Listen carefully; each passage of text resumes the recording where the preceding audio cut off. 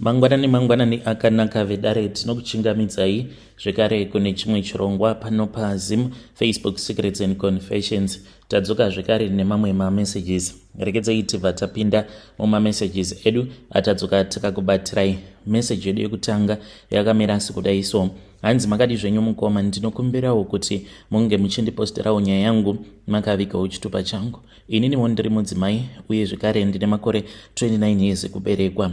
Izvi zvakatanga apo pandainge ndichiri ne21 years mushure mekunge ndaroorwawo nemurume wangu. Saka nemurume wangu takasangana in a very weird way.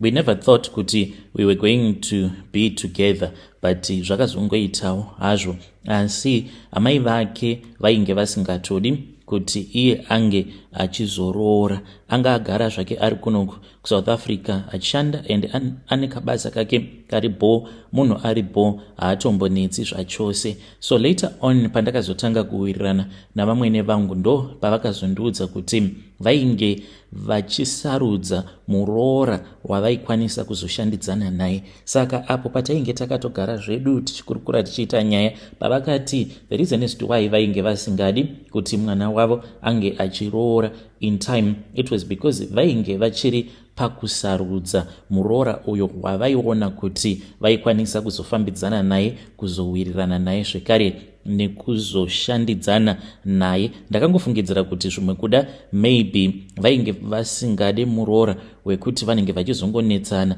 at all the times, vanongoda munhu wekuti vanongoclicka at once. Saka pandakazovaona face to face ndaitotya ndichitoti zvimwe kuda maybe tichatotanga kutonetsana sezvo tainge takambotukana pamafoni.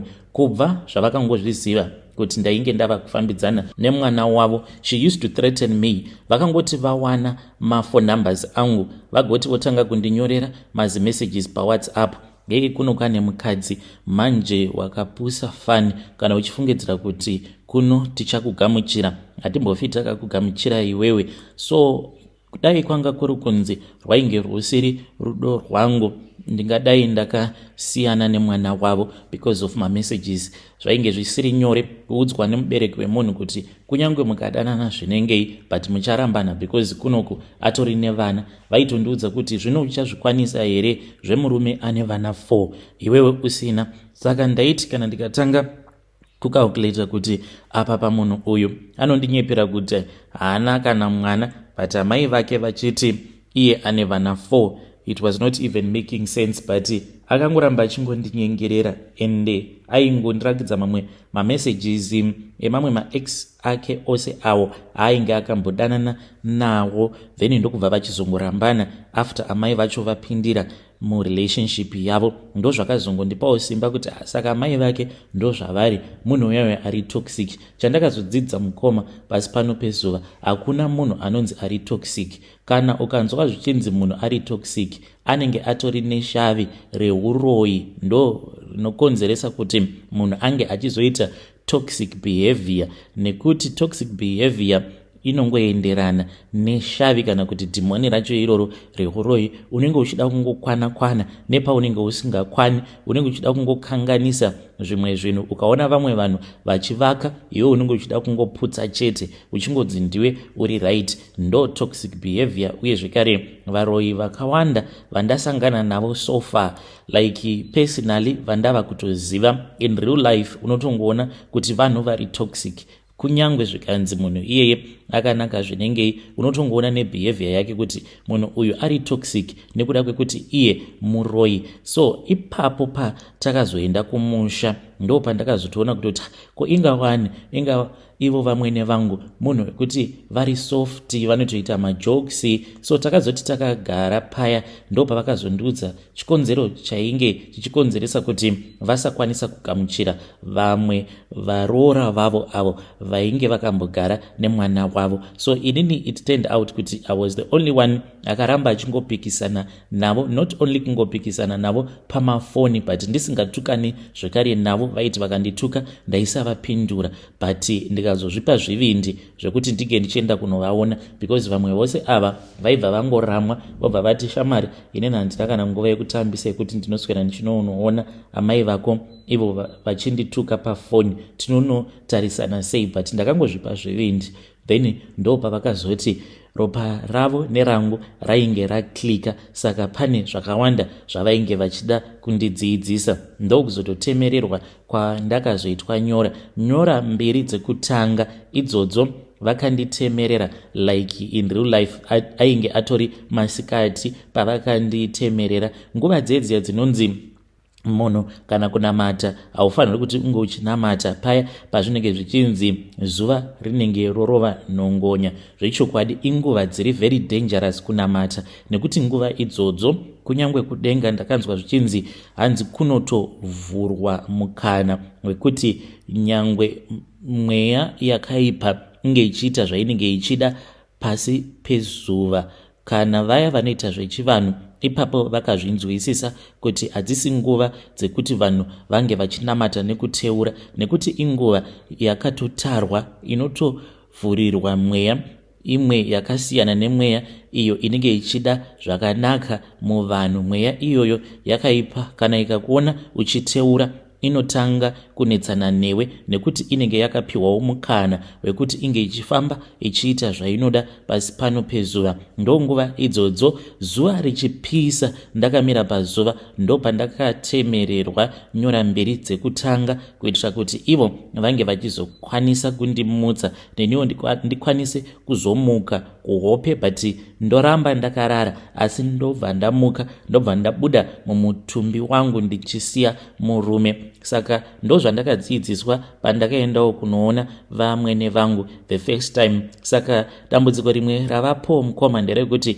takazodya umwe mukadzi uyu anobvawo kuma villages ekwedu, saka iye murume wake muprofita wenguo tsvuku. Zvino pane zvavakazoita mushure mekunge mukadzi uyu ashayika. Pavakaenda kunotora mutumbi wake kumochwari, hatina kuziva kuti vakamunwisa munamato. Isuwo patakazongoendawo tichinomumutsa kuvafi, nekuti kana zvikanzi wadyiwa nevaroyi unenge uchitofanira kutoti unge uchitomutswa kubva kuvafi, asi unenge usingarwadziwi zvako, but tinofanira kuzotokuuraya rwepiri tokucheka-cheka. Saka hatina kuzviziva kuti nyama iyi yatainge tava kuda kudya inyama yainge yatova nepoison. Takatora tikadya, ndokubva ndadyawo share yangu, ndokubva ndachizodzoka kunoku kuSouth Africa.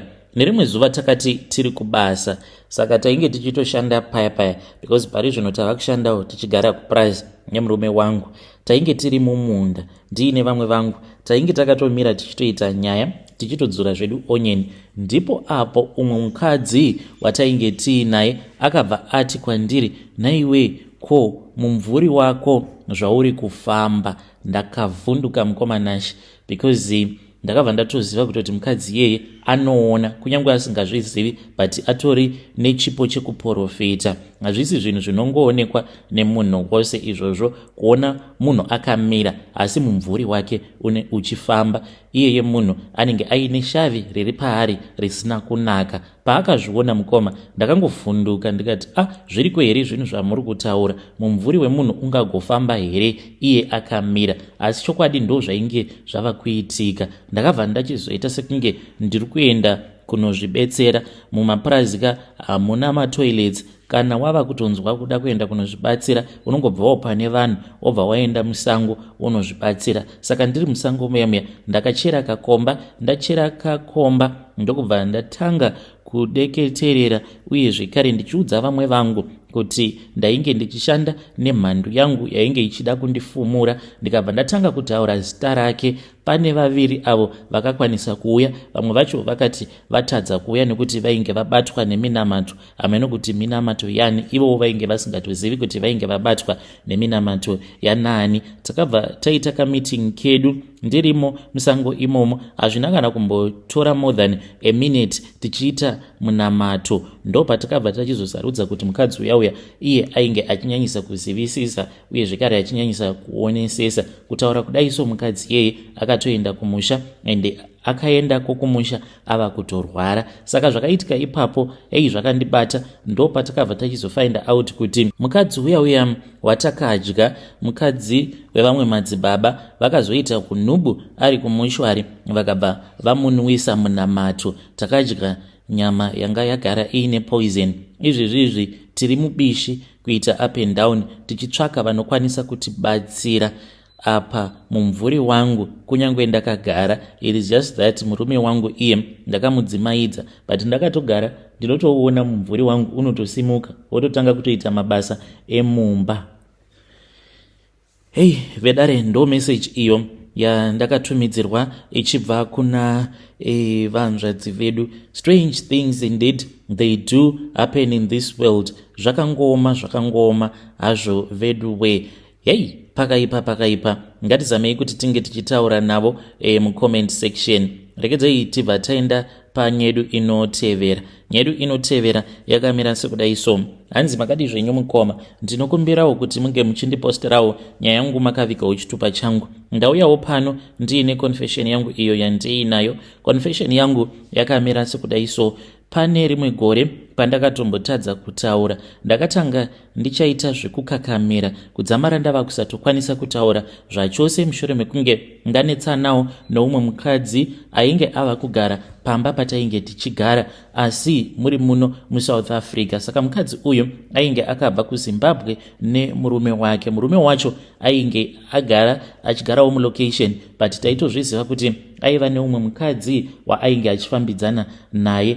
Mhosva yangu mukoma yakazova yekuti ndakazotanga kuwirirana nemukadzi uyo ainge akambofambidzana nemurume wake, saka ainge ava kuuyawo pamba pangu. Ino handina kumbofungidzira kuti zvingazova zvinhu zvakaipa izvozvo kuti ndawirirana neex yemurume wake, because vakatombonetsana then murume ndokubva achizodzoka kwaari. Saka iye akazoti nerimwe zuva mushure mekunge mukadzi uyauya adarika nepamba pangu achibva kubasa, pane zvaainge achida, ndokubva atanga kunetsana neni because akangotaura mamwe mashoko akangondirwadza, ndikabva ndanyarara. Kwava kutanga kundinyeya. Paakatanga kundinyeya mukoma, ndikabva ndati aikaka, ko mava kuramba muchingoenderera? Ndokubva tatanga kutonetsana paya. Takanetsana mukoma kwenguva refu, akabva achizondituka. Pane paakazodzokera kuZimbabwe, ipapo ndakaenda ndikanogadzirwa zvechokwadi, because paakazodzoka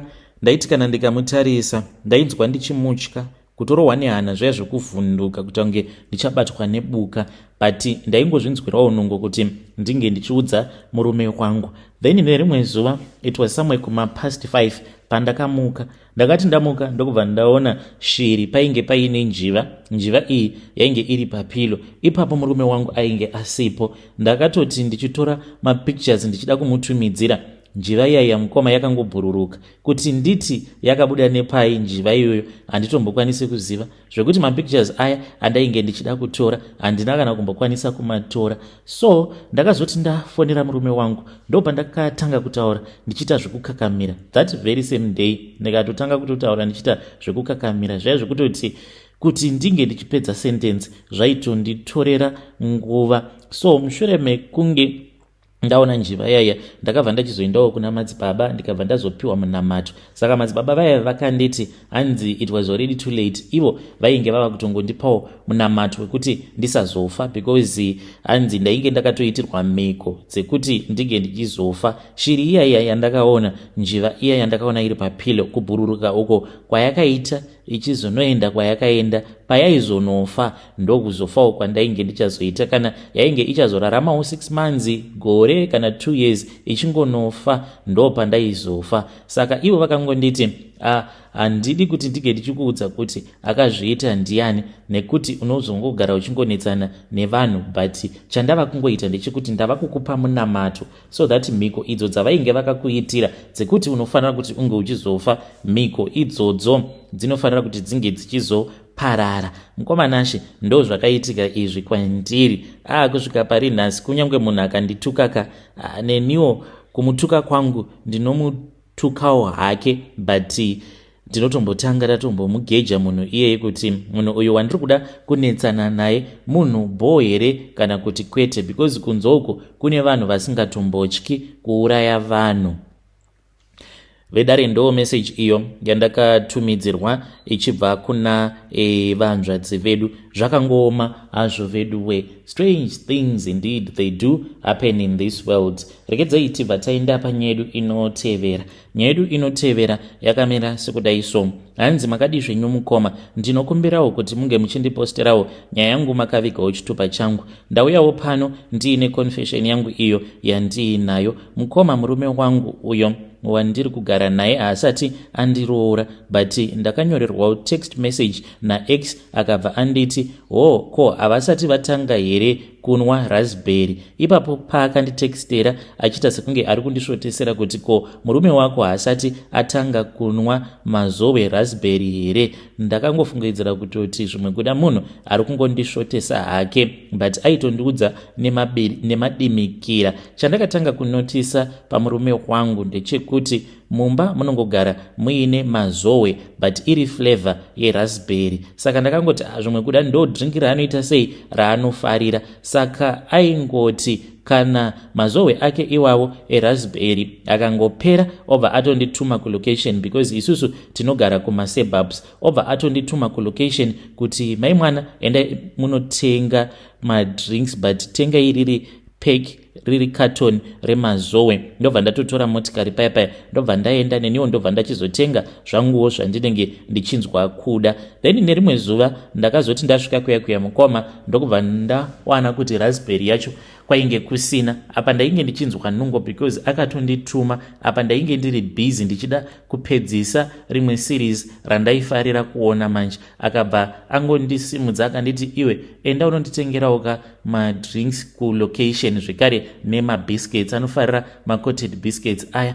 Then ndakabva ndachizoti okay, but ndoda kutanga ndapedzisa series. Akanditi tanga waenda uzodzoka uchipedzisa series yako. Saka ndakatobuda pamba ndakatsamwa ndikati tadii taenda tose. Akanditi hazviite because pane basa randiri kufanira kuti ndige ndichipedzisa kuita. Iyewo anoita work from home but atori nekambani hombe yakatokura itori nevashandi vakawanda. Ndasvika kuya manje kulocation kwandaiwanzokunotenga madrinks ake iwawo ndakaona kuti kwainge kuri kure. Ndokubva ndachizongodarikawo pane vamwe mother futi vanotengesa mazowe aya. Ndikabva ndavabvunza kuti vainge vaine mazowe flavor iri yeraspberry here. Vakanditi kwete, vainge vaine orange chete. Ndakabva ndatenga mazowe aya eorange ndikabva ndazomunyepera ndikamuudza kuti ndainge ndashaya flavor yaiya.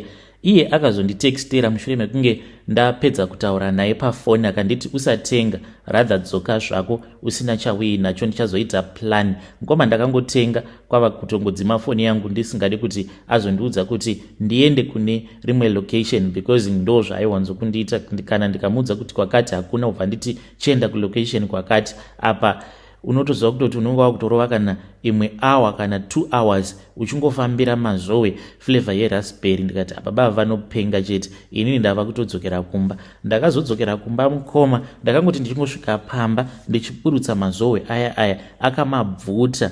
Ndokubva atanga kuvhura one by one achimadira pasi achipopota. Ndo pandakatanga kunotisa kuti there was something that was wrong. Ndakabva ndazoita zvivindi zvekufonera X yake. Saka akabva achizonditi zvakakonzeresa kuti vange vachizorambana. Hanzi 3 years vagere vose. Ndopa akanotisa kuti murume uyu mari yake imari yehurombwa. Ende zvechokwadi neniwo I have since realized kuti my husband drinks blood before sleeping. Ende ndaifungidzira kuti kunwa raspberry kwaanenge achiita ritongoriwo raspberry normal, but according to the X iye akanditi kana ukamutaimira asati adira raspberry rariya muglass kuti ange achizonwa anotanga atomboita kamunamato. Zvechokwadi I started noticing that. Ndo pandakatoona kutoti anoti kana akabata chigubhu chiya chemazowe ava kuda kudira muglass so that he can dilute and drink, anotombotanga anamata, but anonamata in such a way zvekuti anenge asingade kuti unge uchizviona. Saka iye hanzi ane simba rekushandura drink kuriita ropa. Ndo hurombwa hwake ihwohwo, but hanzi rinenge ritori ropa revanhu avo vaakachekeresa. According to the X iye ari kuti hanzi pane kwaakaenda akabva achizonotengeserwa maparts emunhu ainge akaita zvekupondewa mapatsi awa iye ainge achiti akatombomaona arimo mumba ndokuzorambana kwavakazoita. So ininiwo mukoma handichazivi kuti ndoita sei. Of course some of it ndinoona sekunge X ava kungondivhundutsira, but zvimwe zvacho ndezvechokwadi because kubva zvaakandinyorera kuti vachiri kungonwa maraspberry avo here, then I found out kuti he gets into panic mode kana kuri kunzi akashaya drink iroro remazoe flavor yeraspberry. Apa at the same time maitiro acho aanoita mari, kabusiness kacho mukoma kangori very funny, but zvimwe zvinhu zvaanotogadzira zvacho zvavanomanufacture anotozvitengesera hurumende ende zvinotengwa nemari mamillions mukoma. Things that are so simple ndo zvinhu zvinomuitisa mari. Vedare ndo message iyo yandakatumidzirwa ichibva kuna vahanzvadzi vedu. Zvakangoma hazvo vedu we, hanzi kabusiness kake kangori kabusiness kari very simple and funny, but zvinhu izvozvo anoti kana akazvitengesa zvinenge zviri worth mamillions nemamillions. Yo, strange things indeed they do happen in this world. Ngatisangane zvekare mune zvimwe zvirongwa zvinotevera.